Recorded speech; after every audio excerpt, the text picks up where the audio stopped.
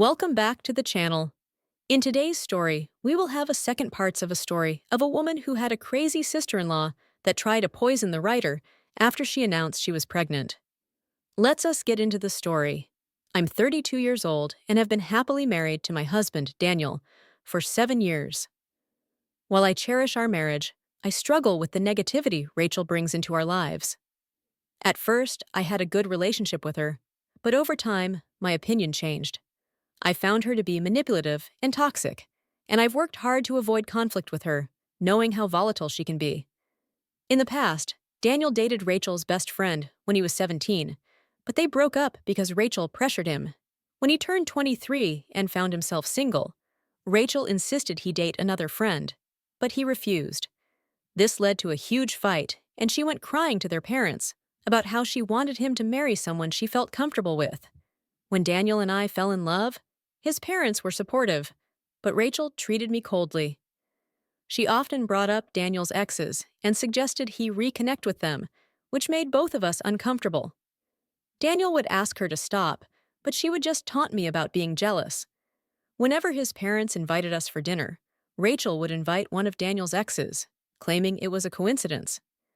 She would obsessively check my public Instagram account, often criticizing my posts. When Daniel and I decided to move in together, Rachel urged him to break up with me, saying I had too many flaws. That comment hurt me deeply, especially since I had always been kind to her. After Daniel and I got engaged, Rachel's behavior escalated. When we announced our engagement, I noticed she was unusually quiet. To everyone's shock, she got up and walked out of the party. Later, she called Daniel, crying and screaming about how she didn't appreciate being told the news with everyone else. She felt entitled to be the first to know. She even sent me a borderline threatening message, insisting I should be a good wife to her brother, since she had always been the only woman in his life. I found the message so bizarre that I didn't even reply, leaving it unread, which I knew must have infuriated her even more. From that point on, Rachel started to ignore me whenever she saw me.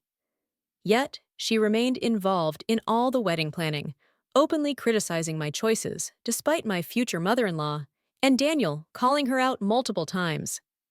One day, while discussing the centerpiece with my future mother-in-law, Rachel overheard and mocked me, saying my choice lacked class.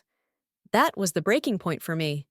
I lost my composure and screamed at her, telling her I couldn't tolerate her constant taunts any longer.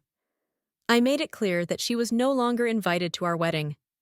Rachel was shocked, gasping in disbelief, as if she had never expected me to stand up to her. Even my mother-in-law supported me. Later, Rachel reached out to Daniel, complaining about how I embarrassed her, and insisting he should control me since I was going to be his wife. Daniel firmly told her he stood by my decision, and that if she didn't apologize, she wouldn't be invited to the wedding. Reluctantly, she sent me a heartfelt apology, which I ignored. I was exhausted from wedding preparations and didn't want to deal with her drama. In the end, I allowed her to come to our wedding to avoid future bad-mouthing. At the wedding, everyone followed the pink and pastel theme, except for Rachel, who showed up in a black gown, as if she were attending a funeral. I was shocked.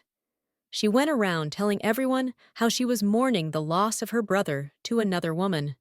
During the reception, Daniel noticed I was uncomfortable with Rachel's outfit and confronted her. She tried to play the victim, insisting she had the right to wear whatever she wanted. Eventually, my in-laws asked her to leave when she wouldn't stop making a scene. It was humiliating for me, and since that day, I've kept my distance from her. When I gave birth to my son Leo, I refused to let Rachel near him. She tried to fight it, but Daniel and his parents supported my decision. They understood why I didn't want her around my baby. 2 years later, after Rachel suffered a miscarriage with her boyfriend Alex, Daniel and I decided to be more forgiving and invited her to bond with Leo. At first, she was surprisingly sweet to him, but soon her toxic behavior returned. She constantly complained about her life and blamed others for her problems.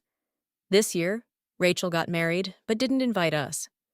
When Daniel found out, he was shocked. Rachel claimed she couldn't allow me to attend because I might upstage her. I confronted her asking why she thought that when I had never done anything to her. Rachel justified her actions by saying she wore black to my wedding, so she was afraid I would do the same at hers. I was furious at her manipulation and told Daniel everything. He and his parents decided to inform Rachel that they wouldn't support her wedding financially or attend. This made her cry, and she blamed me for the fallout. Daniel stood by me, pointing out Rachel's mistakes. Later, Rachel reached out to apologize again, and I, wanting to move on, forgave her.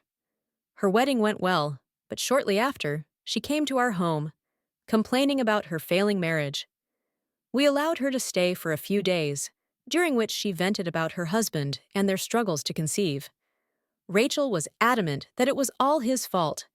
When she wasn't complaining, she focused on my life, making up stories about me. For instance, I often went to the gym before work, and Rachel would question me about it, implying I was cheating on Daniel.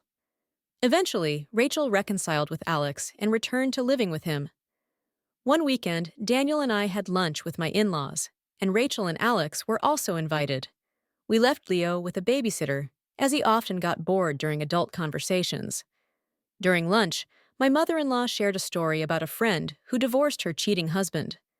Rachel interrupted, asking Daniel if he and I had signed a prenup. Daniel replied that we saw no need for one since we both earned well.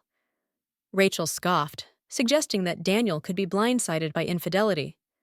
I took offense and asked her to clarify her insinuations. Rachel then accused me of meeting someone else because I always carried a change of clothes, claiming it was her duty to warn Daniel. I was shocked, and my in-laws defended me, telling Rachel to stop meddling. Rachel continued to joke about whether Leo was really Daniel's son, which infuriated him. He confronted Rachel, telling her she didn't deserve to be a mother and that her child was better off in heaven than with someone like her. Rachel was left in shock, and my in-laws were silent as Daniel expressed his anger. After that incident, Daniel and I cut off contact with Rachel. Her behavior was affecting both of us, so we blocked her on all platforms to prevent her from reaching out. My in-laws agreed that Rachel had crossed a line and recognized how her actions had upset their usually calm son. A year passed without contact, and everything seemed to be going well until I discovered I was pregnant again. This was a surprise since we weren't trying. Daniel and I felt blessed and planned to announce the news at his birthday party, which my in-laws were hosting. Rachel learned about the party and showed up unexpectedly.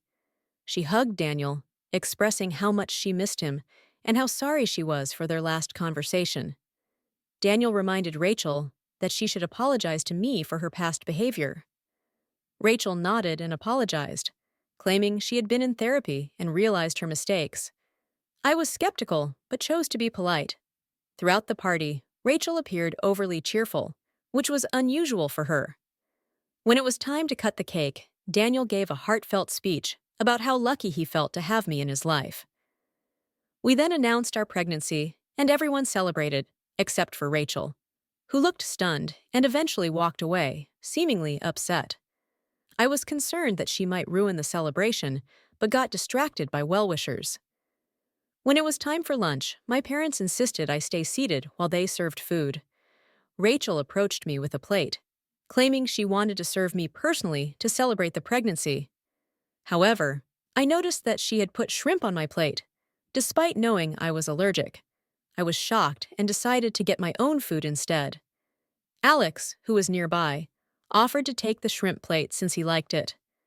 I agreed and walked away. Moments later, Alex began to feel ill and collapsed, causing panic among the guests. Rachel rushed to check on him, and when she realized what had happened, she turned to me, asking if I had given my plate to her husband.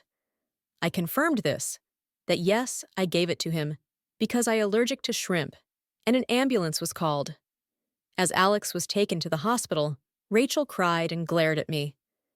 Later, it was revealed that Alex had been poisoned, and I was horrified, knowing the plate was originally meant for me. Daniel, my in-laws, and my parents were unaware of the situation. The police were called to investigate the food, where UCL reported that Alex is still recovering in the hospital. Rachel stays by his side. Daniel and I have been receiving numerous calls from relatives asking about Alex's condition. My in-laws are shaken and have decided to stay with us, fearing for their safety. I feel horribly guilty for Alex's poison, and now terrified of what Rachel might do next, especially since she has already shown a willingness to harm me. This is the end of the first part of the story. What do you think of the story so far? Let me know in the comments.